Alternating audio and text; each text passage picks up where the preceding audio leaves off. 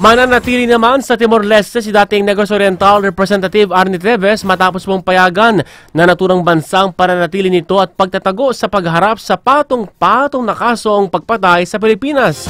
Ang karagdagang detalye sa report na yan ihatid ni Miko Agustin. Miko? Dismayado ang Department of Justice na naging pasya ng Court of Appeals ng Timor-Leste matapos itong tanggihan ng extradition request ng Pilipinas laban kay dating Negros Oriental Representative Arnie Teves. Paliwanag ng DOJ, nagulat sila sa naturang desisyon dahil 2 beses na silang kinampihan ng naturang korte sa Timor-Leste tungkol sa extradition upang mapauwi na si Teves at tumarap sa patong-patong na pagpatay.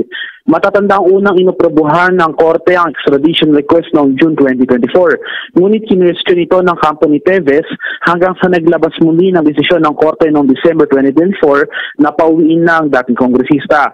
Muli humirit ang kampo ni Teves hanggang sa lumabas ang resulta kahapon na pagtanggi na sa naturang request ng Pilipinas.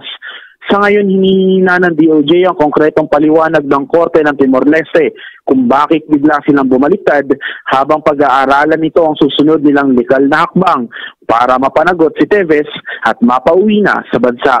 Miko Agustin, Newslight.